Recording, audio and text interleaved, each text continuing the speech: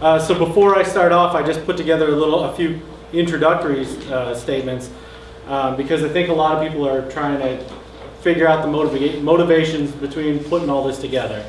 And it's important to reflect on the motivations that led to the questions that we'll discuss tonight. Running the town is a continuum of events that the selectmen are empowered to oversee. And from afar, these events seem unrelated, but they're not. Each dominoes triggers another. So we face many challenges today in Boothbay, and our year-round population is growing, but it's aging.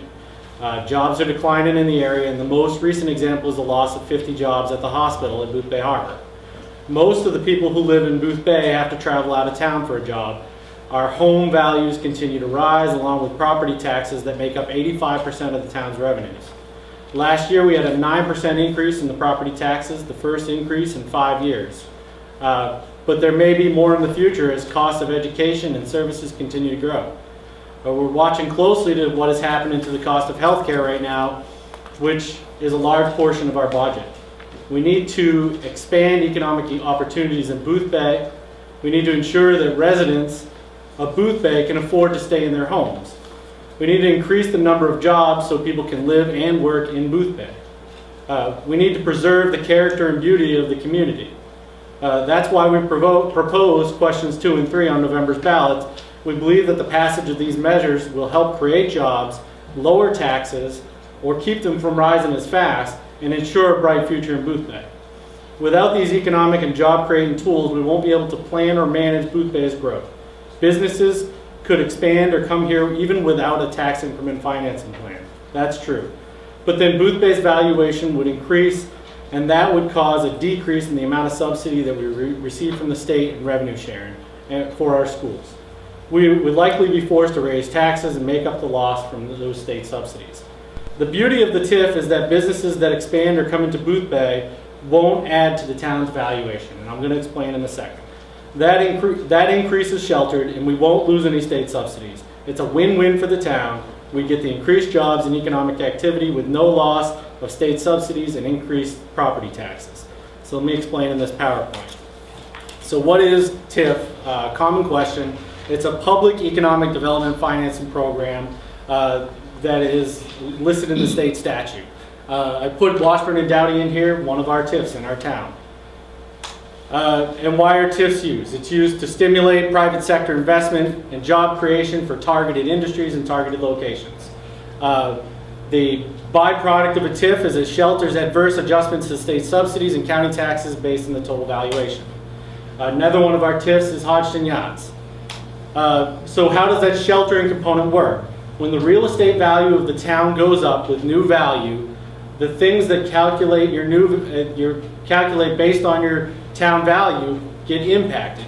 So essentially, as your value goes up, your education subsidy goes down, your municipal revenue sharing goes down, and your Lincoln County taxes go up. The TIF shelters new value by excluding it from those calculations for 30 years.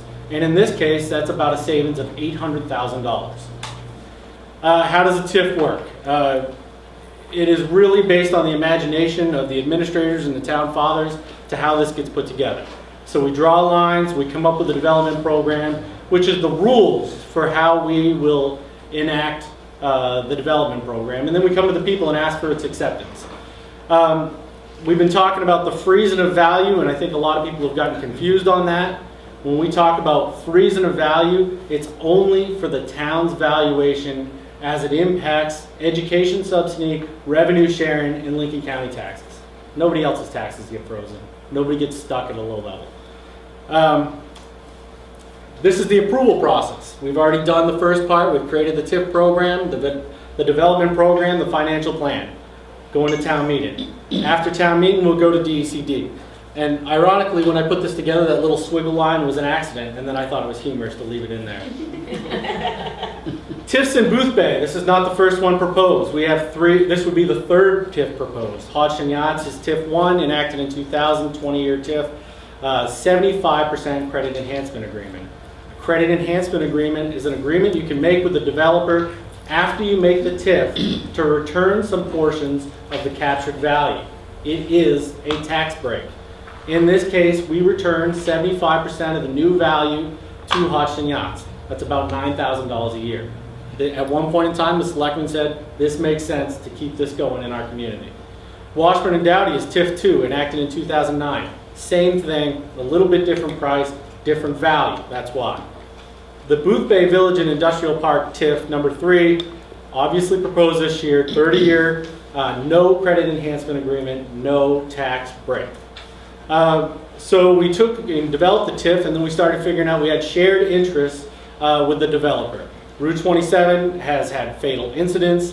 We have a traditional use of the Boothbay Common we'd like to continue to use. It is our village area. DOT, hopefully we'll attest to later, also considers this a traffic issue area. Now Boothbay Harbor Country Club is going to be a aspiring business that's going to share some of our nightmares of traffic. So how do we know this is a troubled area? There's been several studies. In 1994, there was a traffic study which led to the Boothbay Common traffic design. You'll see it in a moment. In 2002, MDOT commissioned a study by Malone and McBroom, and this was the first mention of roundabouts used to handle traffic flow.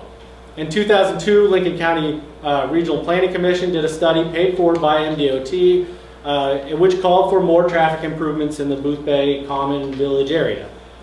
And then leads us to the Village Improvement Plan. Well, this is the 1994 MDOT design, which was never implemented. I think now, so much further in the future, we look at it and we're like, I don't know if we like this idea anyway. So in 2002, this is the substance of the Route 27 corridor study, which actually started, you can see, started to put a lot more work into what they're analyzing. They're starting to point out some of the bottlenecks, some of the intersections, and some of the trouble problems. This is on our website, townofboothbay.org.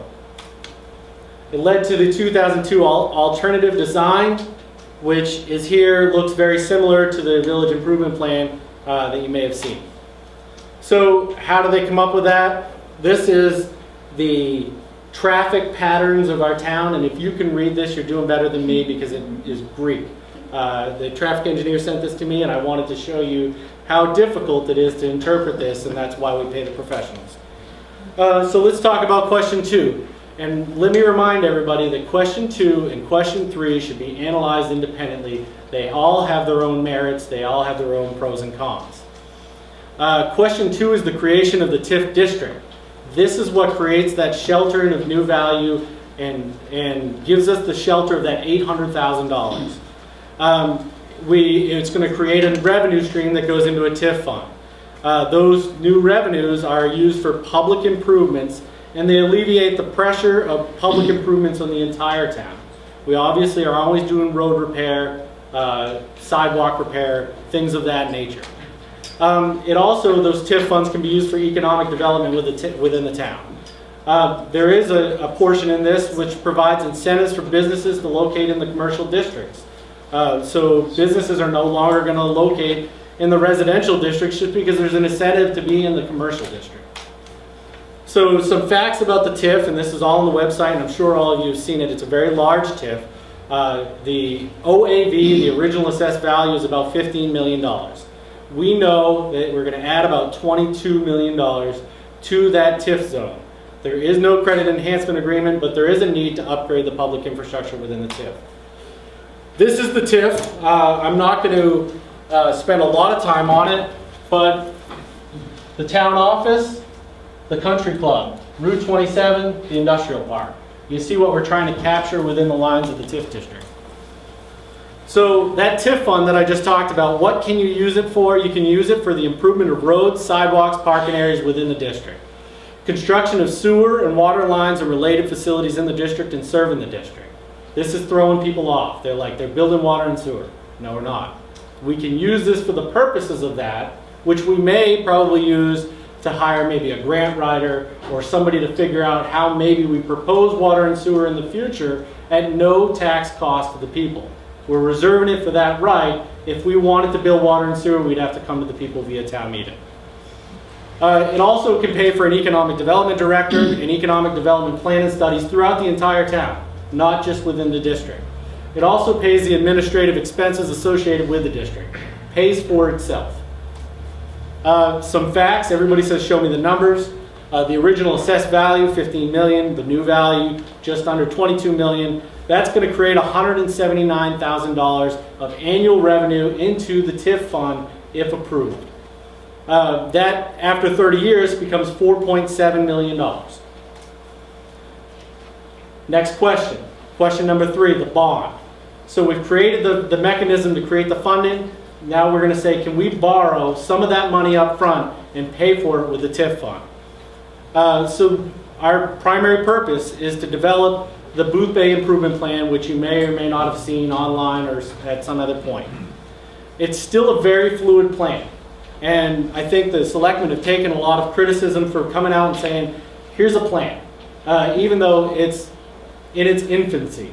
But the selectmen's intention was to say, we want to borrow $2.5 million. We have to kind of tell you what we're trying to do. It was an attempt at being transparent and upfront, rather than coming at a later day and saying, we want to do this, and upsetting the apple cart. So it was an attempt to be transparent.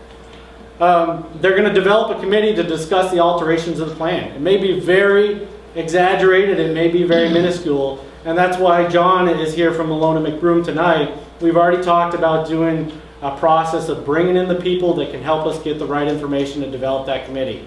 And that's why we've invited people from Boothbay Harbor and Southport here tonight, because we think their voice is just as important as the registered voter in Boothbay about what we do with this, as it's kind of their gateway. The TIF proceeds will pay the bond 100%.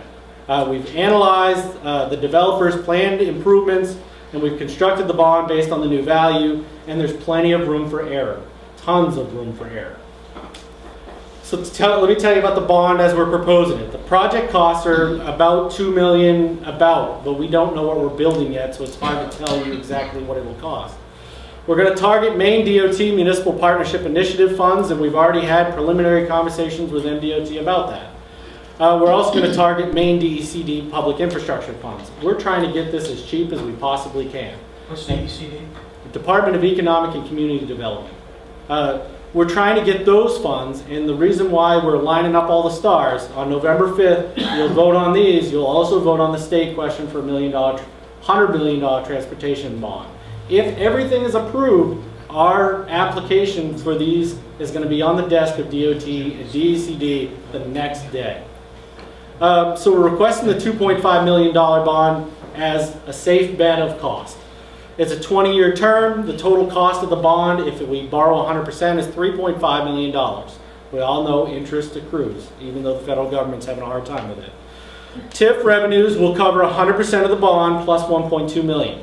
And the town has no additional debt after FY 2014. Village improvement plan. We're not going to spend any time on it tonight, but here it is. This is the preliminary concept. And this is me boasting. We spent a lot of time and a lot of strategy coming up with a TIF that is unlike any other TIF you're going to find in the state of Maine. So if you're comparing this to Brunswick, if you're comparing this to East somewhere, it's probably a lot different, and there's probably aspects. We learn from other people's mistakes, and we think we've captured a lot of potential in this TIF. So a little fact or fiction, and I'm going to blow right through them. So the town has voted twice not to expand water and sewer up Route 27. Why are the selectmen forcing it? I already discussed that a little bit. We're no intention of building water and sewer up Route 27. Is it a priority? I think I speak for the selectmen when I say yes, but they'll have to come back to you before they ask that. It is an allowable expense, so maybe if we create enough development, maybe we come to you and say, we have the money, can we do it? Fact or fiction, there will not be enough business growth in the TIF district to make the revenues needed to pay the bond. The town will be on the hook. The new value from the Boothbay Harbor Country Club investment will provide enough taxable value in itself. Any additional new value, if there's development in the industrial park, is icing on the cake. It makes the TIF stronger, and hopefully we have to come back to the people and say, what do we do with this extra money we didn't anticipate? Fact or fiction, the town of Boothbay is on the hook for that $2.5 million. I already covered this. Yes, we are. We're asking for the full borrowing capacity of the town of Boothbay. We've measured the risk. There's always risk when you borrow money. We feel the risk is small, but the town has no additional debt. And if we're going to borrow money, it should be for the things that have a shelf life of 20 to 50 years. Public improvements, roads, traffic designs. And debt is part of running an $8.5 million town. We have no debt right now. We should consider it for our purchasing in the future for those things that we will never be able to pay for by simple appropriation. This is a good one. I think Paul Coulombe's in the back, so I'm sorry about this. This is a tax break for a billionaire. And I'm not sure if he's a billionaire. We'll have to ask him. This is completely false. The Boothbay Harbor Country Club doesn't get any tax breaks at all. The town of Boothbay is taking advantage of this publicly known expansion, and we're putting ourselves in a good position, a better position. We're sheltering that $800,000. Fact or fiction, I'm sorry, Paul, if you're back there, is pulling the strings of the town of Boothbay. And I make these a little comical because I've heard them. It's completely false. And what we want to tell you is we went to Paul Coulombe's agents and we asked them if we could talk. And we spent about a month or 2 months trying to build their trust so that we could come up with the best position for the town. And we're going to do it with the next business that comes in, even if he's one employee. We're going to say, how can we help? What puts you in a good position? What puts us in a good position? And we don't really need consent of the developer to do a TIF. But it's nice. It certainly is nice. Fact or fiction, the TIF, the bond, the village improvement project was put together hastily without public improvement. This is too fast. Absolutely true. It is put together very, very, very fast. But the known variables at play only came to surface at the 11th hour. We didn't know how much new value was going to be placed in there. We didn't know what was happening. We had to build the trust, we had to build the rapport, and then we had to meet the special town meeting timeline. And we want to get in line with the state's questions so that we have the most potential here. Now, if we don't vote on this now, if we wait till the next annual town meeting, we lose a sizable amount of that TIF revenue because it goes by April 1st taxes. So if we wait till the next April 1st, we lose a whole bunch of that revenue. So fact or fiction, the selectmen will hand out sweetheart deals to the industrial park property owners. Well, I think we should ask them, and that's what we're going to say. But let's say for argument's sake, what does it look like? $13 million is in the industrial park. It's kind of pathetically inexpensive. I'm sorry, anybody that owns property out there. If we say it's going to have 20% growth, which I think is crazy, but if we say it's 20% growth, $2 million is the captured assessed value. $2 million times the tax rate is $16,800. If they give it all away, that's what they gave. So I just want everybody to know, if that sweetheart deal happens, that's what they gave away. Fact or fiction, this will destroy the historical beauty of the town of Boothbay. That's fiction. Not if we don't let it. Right now, we have the opportunity to control what we do with this transportation area. If MDOT does it, they will have a public vetting process. They will allow us to participate. But we won't make any of the decisions. Right now, these guys make the decisions.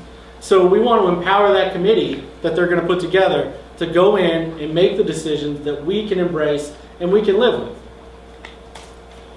If I have to vote no, I'm sorry, I worded this incorrectly, but I have to vote no on question 2 and 3 if I don't like the village improvement plan. Well, that's fiction also. The village improvement plan isn't up for a vote. You will not see that on the ballot on November 5th. Question 2 is to create the TIF. Question 3 is to borrow $2.5 million. The committee will figure out what the future of that plan is. So information sessions, you've probably seen them in the Boothbay Register. Obviously tonight is October 9th. Go to our website, and in that box in the bottom corner you see all the information I put here. I'll put this presentation there. And any new information we get, we'll put it on the website.